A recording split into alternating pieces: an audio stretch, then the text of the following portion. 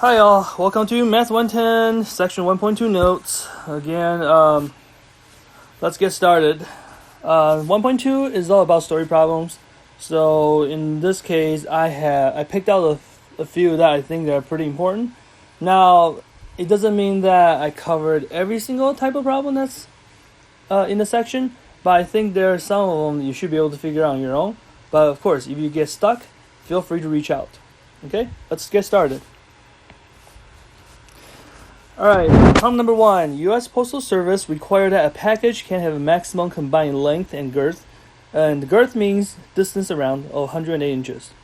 A shipping carton is constructed so that it has a width of 14 inches, a height of 12 inches, and can be cut or folded to various lengths.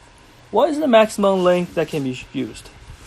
I used to buy and ship a lot of car parts, so I definitely really got to know about this 108-inch stuff, because if I go over 108 inches, I had to pay a lot extra for shipping.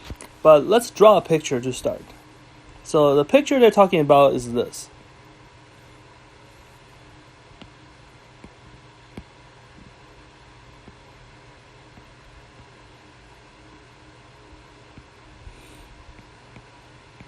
So this is your length.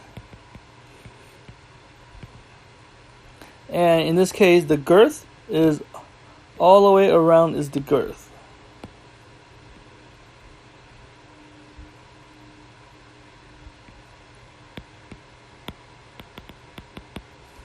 Okay, which means basically girth, what we're talking about is,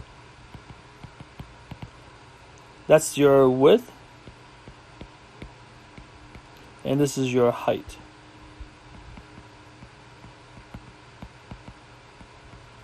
Okay, so girth is basically 2 width plus 2 height. Alright. So with this information out of the way, and let's figure out the rest. So the question says we have combined length and girth. So what they're saying is we have 2 times the width plus 2 times the height plus length, that has to equal to maximum combined of 108. So that means that has to be less than or equal to 108. Okay, but in this case, since we're looking for the maximum, so we don't really need the less than or equal. We can get away by simply making that just a regular equal sign. Okay. Now let's go ahead and plug in our numbers. We know the width is 14. So 2 times 14 plus 2 times the height, which is 12. Now we don't know what the length is, because that's what we're trying to figure out. And that's supposed to equal to 108. Okay, so a little bit, so you should be able to do this one by hand. So 28 plus 24 plus length equal to 108. 24 plus 28 is 52.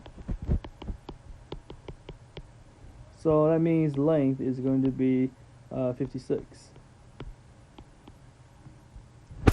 Alright, so the maximum length that we could have based on this particular width and height is going to be 56 inches. Okay? Alright, so yeah, another big thing, story problems. If you can draw a picture, draw one. Okay, because a lot of times, having the visual to look at, it helps. Okay? Alright, let's go ahead and move on to the next question. Part of $12,000 was invested at 6% interest, and the rest at 7.5%. If the annual income from these investments was $810, how much was invested at each rate? Okay, so in this case, what they're saying is that they got $12,000. They're gonna split into two parts. Now, don't assume they're equal, because we can never assume that unless they told us. Okay. And when they say the investment, what they're saying is kind of like an interest. Okay, like interest you earn in the bank. So we need to know about the interest. Now, this is a simple interest.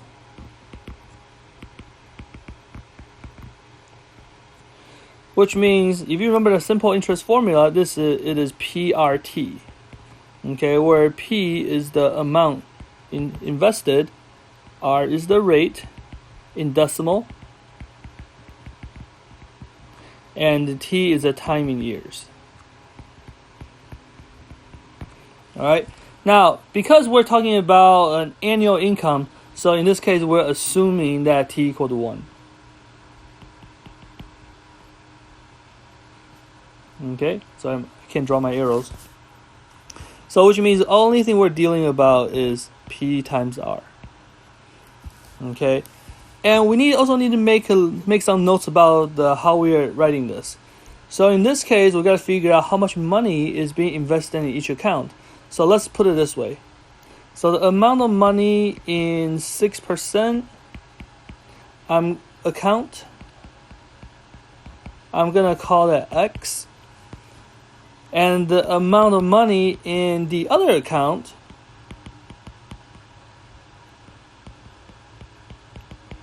okay, remember, right? Because the total is $12,000. So basically, if I invest X dollars in the 6% account, the rest of the money will go into the other one. So that means I need to find the difference between the two. Between the $12,000 and X. Okay? And let's go ahead and now figure out the interest. So, interest would be this.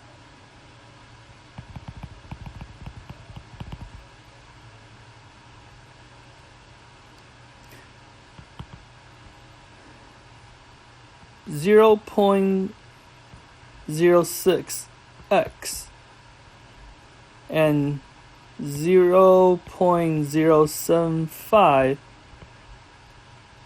12,000 minus X, right? So we have my rate times by money, right? Same idea for 0.06 times X. And then we're just going to combine them because they said the annual income from these investments was 810. So let's go ahead and add these together. So 0.06x plus 0.075, 12,000 minus X is going to equal to 810. A little bit of calculator. I'm not going to ask you to do this by hand because I'm not going to do it by hand. So I'm not going to ask you to do it by hand. Distribute.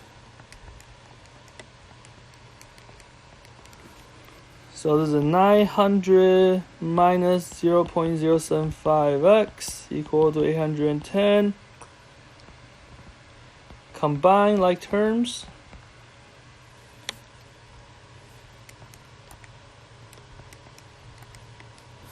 This is 0.015 and it's a negative x plus 900 equal to 810.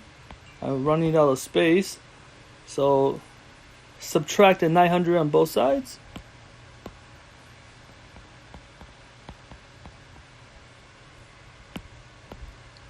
You get negative 0.015x equal to 810 minus 900, which is negative 90. So divide both sides by the negative 0.015.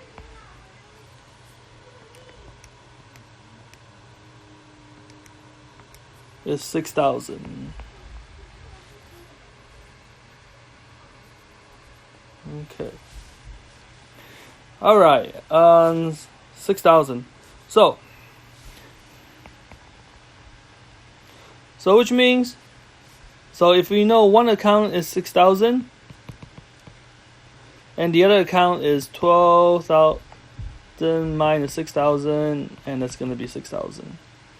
Okay. So I guess in this case they happen to be invested evenly, but that's not something that we can assume. Okay. All right. Yeah. this is a very, very typical type of questions that they'll ask. Okay, let's go move on to the next question. Sorry, I had to pause this really quick because somebody was at the door. So, alright, moving on. At a recent production of play, the theater brought in a total of $30,495 in revenue. If adult tickets were $9 and children's tickets were $650, how many tickets of each type were sold? If 3,800 tickets in all were sold. So in this case, they're saying that, hey, you know what, combined there are 3,800 tickets. So I'm going to use a similar method we did on the last question. And like this. Number of adult tickets.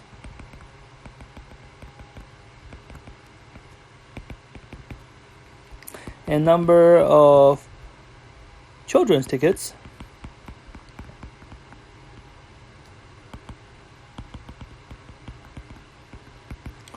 Will just be the difference between 3,800 and minus the amount of 3,800 minus the number of adult tickets. Alright, and now let's figure out a revenue. A revenue is basically the amount of money times by number of tickets.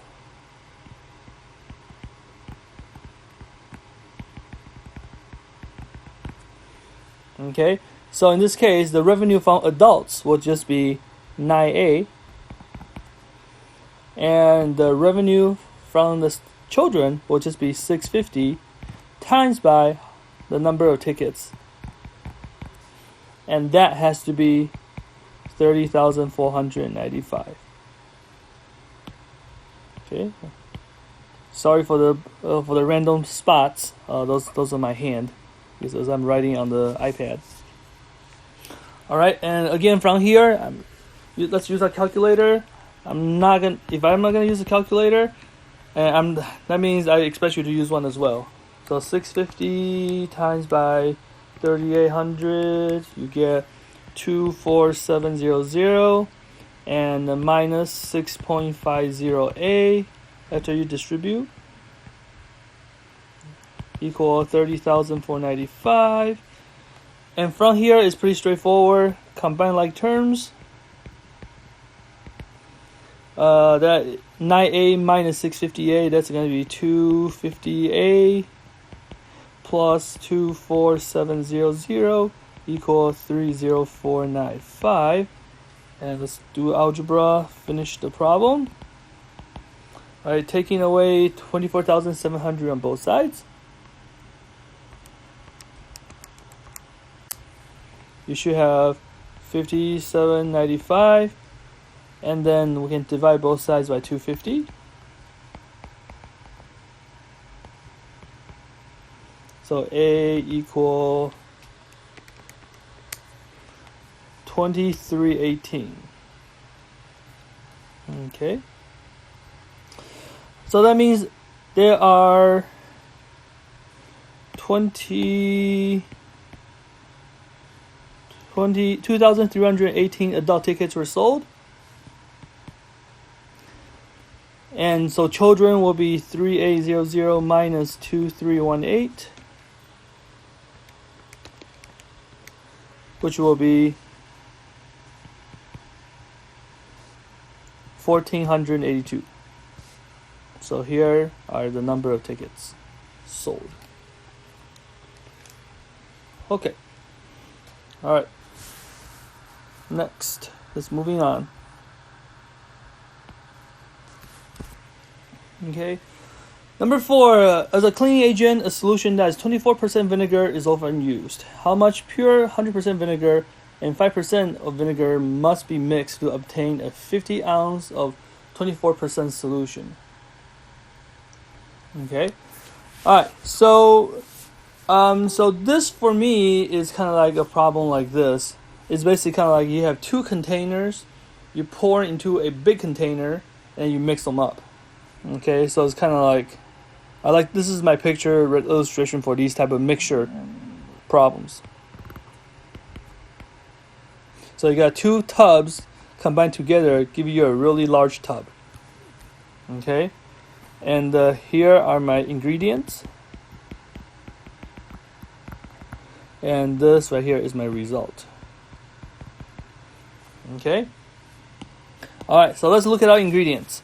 So I know of my ingredients. I have pure vinegar and 5% vinegar.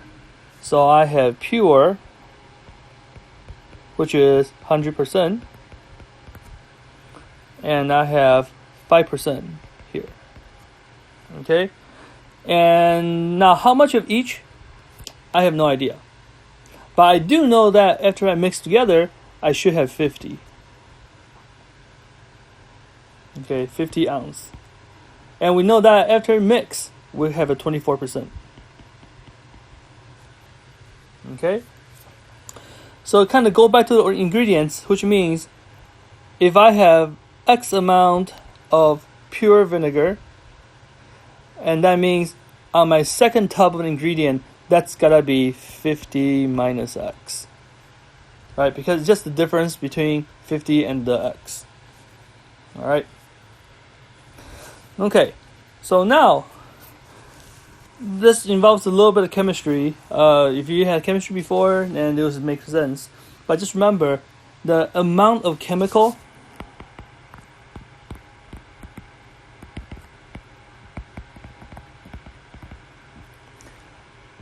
is the same before and after mix. So that means the amount of chemicals in my ingredients, right, has to be the same amount of chemical in the result. And this is how we figure out how much chemical we have. You take the rate multiplied by the volume is amount of chemicals. Okay. If you're not understanding this idea, the quickest example I can give you is if you go by milk, the milk has 1% fat, 2% fat, right? And that's the same idea, right?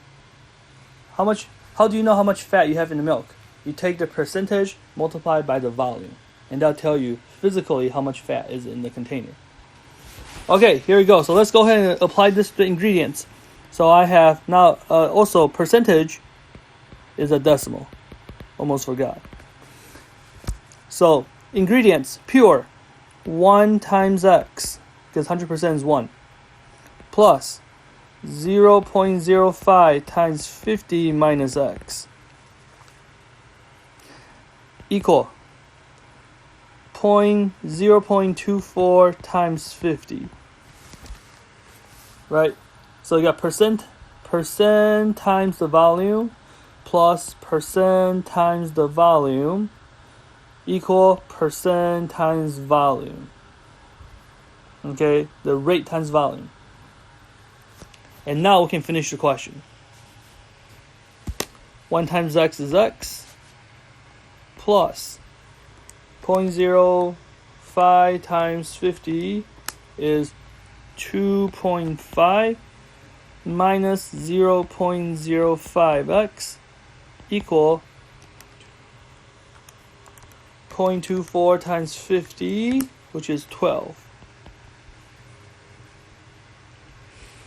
Okay, so combine like terms here. I'm going to bring this up here just because I'm running out of space. X minus 0.05x is 0.95x plus 2.5 equal 12. So 0.95x equal 12 minus 2.5, which is 9.5. And divide both sides by 0.95.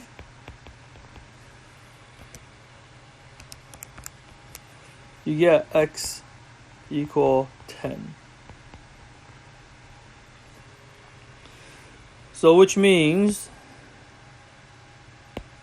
if you go back to our drawing, we know pure vinegar has 10 ounces, and the 5% is 50 minus 10, which is 40 ounce. And there's our answer. Okay. The mixture stuff is actually a pretty typical question to ask. I mean, depending on what kind of job you have, you're probably gonna mix some stuff. Okay, and you want to make sure. And there's a specific recipe or concentration that you got to follow. So this is basically what they do. Okay? Alright, so moving on to the next one.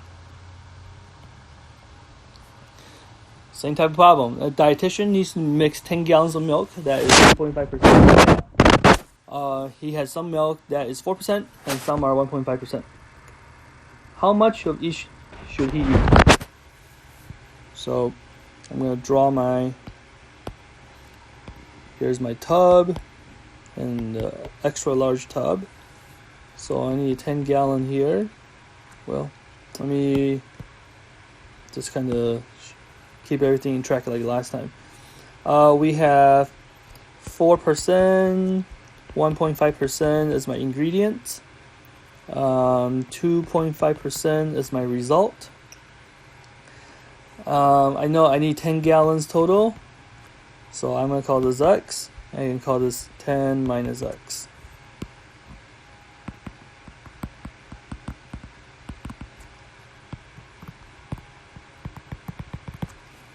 Okay. So similarly, the chemicals got to be the same on both sides. So I have 0.04X plus 0.015. Be careful, this is not 0.15, this is 0.015 times 10 minus X equal 0.025 multiplied by 10. Okay, again, rate times volume equal amount of chemical. In this case, fat. Alright, let's finish this question. 0.04x plus distribute 0.15 minus 0.015x equal 0.25. So 0.04 combined with the negative 0.015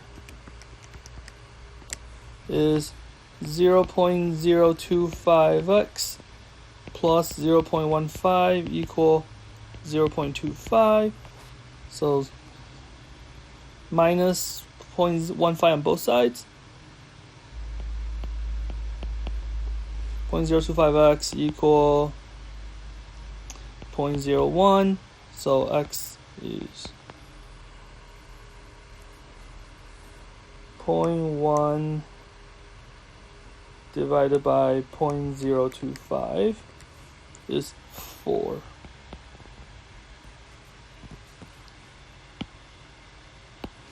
Okay, so it looks like we need 4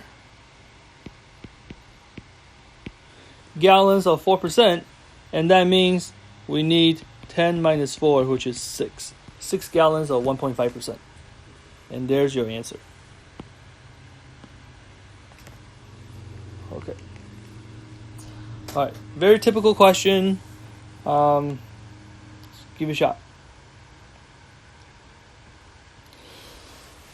Okay, so number 6. On the recent camping trip, it took Jack and Jill 2 hours to row a canoe 4 miles upstream from the campsite, and they then rowed back downstream and stopped at the campsite in 30 minutes. Find the speed of the water current and find the speed of the canoe in still water.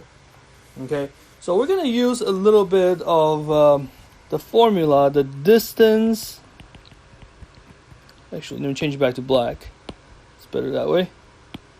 Easier to see.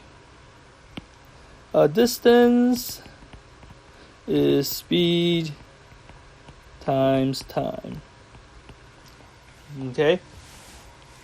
Alright, but in this case, we need to consider 2 scenarios, going upstream and downstream.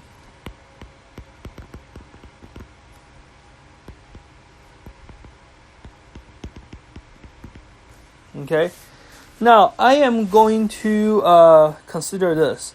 I know if I'm going upstream, that means I'm working against the water. Right? So how fast you're paddling, you're working against the water. So your overall speed is going to be whatever the canoe is minus the water. Okay. I'm using the letter C for speed of canoe,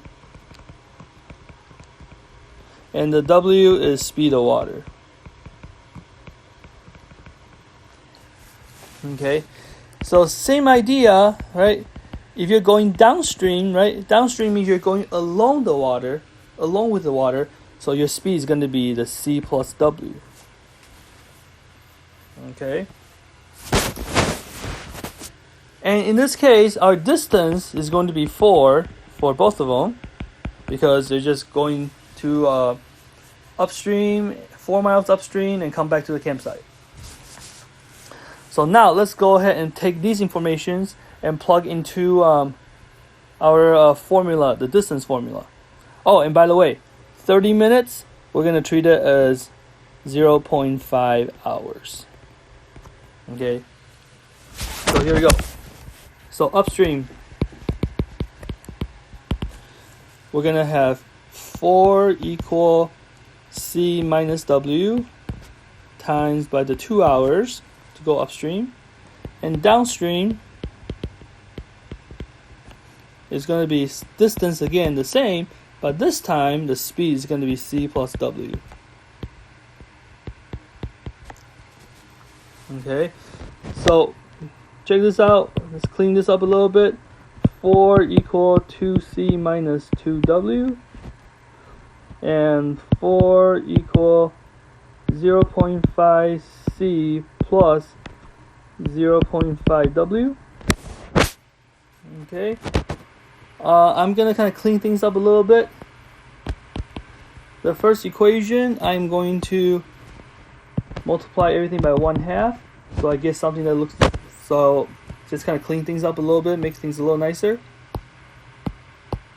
So I get 2 equals C minus W. On the second equation, I'm going to multiply both sides by 2 because I don't want the decimals. So I end up getting 8 equal C plus W. Okay. Now from here, I'm going to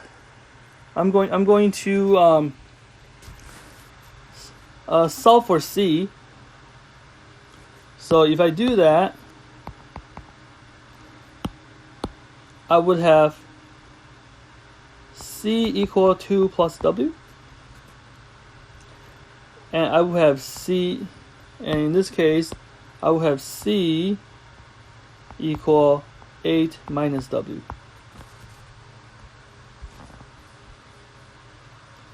And from here, I'm going to rewrite. I run out of space, sorry. I'm going to set them equal to each other.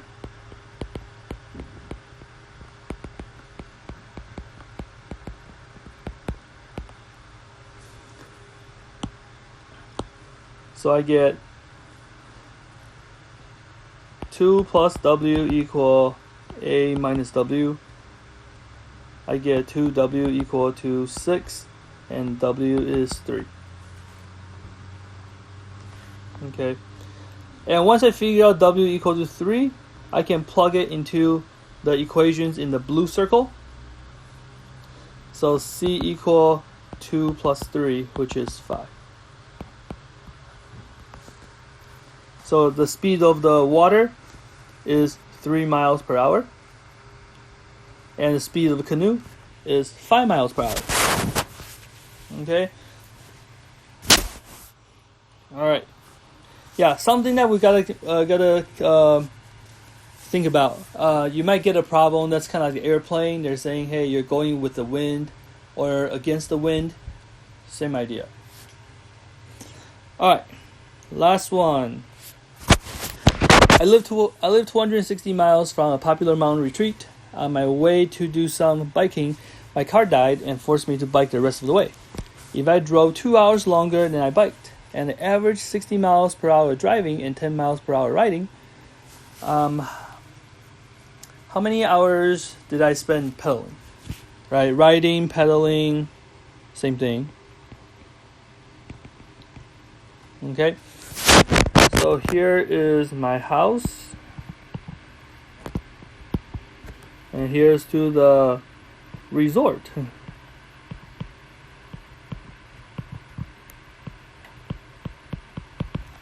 Okay, so I know from here I drove for a little bit. Now again, drawing is not to scale, so I have no idea. So maybe I drove a little bit. So this part I drove, and this part I biked. Okay, don't worry about the size of the line, right? This is not drawn to scale. I could be wrong. I could have driven more and biked less. No idea. Okay, but let's look at them individually. I know the distance I drove, right, is going to be represented by speed times time. So the distance I drove is going to be 60 miles per hour multiplied by some time t. Okay? And same idea for bikes. The distance traveled by bike will be 10 miles per hour multiplied by the time on bike. But the issue is I can't just put t in there, because if I put t in here, I'm assuming that I spent the same time driving and biking, and that is clearly not the case. Okay? So if you look at the story, it says, if I drove 2 hours longer than I biked. So that means whatever time you spend driving, you have biked 2 less hours. So we're going to treat this as t minus 2. Okay? So the distance driving is going to be 60t. The distance biking is going to be 10 times t minus 2. And when I combine those two distances together, that's going to equal to the 260. Alright, because from the house to the resort, this is 260. Alright, so now this is set up properly. Let's go ahead and solve this. 60t plus 10t minus 20 is 260. 70t minus 20 is 260. 70t equal to 280. And t is equal to 4. Once you divide both sides by 70. So that means t equal to 4. And the amount of time that we spend biking is going to be t4 minus 2. And this is going to be 2. So we spent 4 hours driving and 2 hours pedaling. Okay, all right, this is it. Again, like I said, I did not cover all types of the story problems, because I know there's some of them I think is easy enough that for you to figure out, and these are the ones that it takes a little bit of thinking. So I want to make sure I just point that out. Again, any questions, feel free to reach out. My email is whsieh@grcc.edu, or you can call 616-234-4729, or just come hang out in the Zoom, and we can talk about it. All right. Talk to you guys soon. Have a good day. See ya.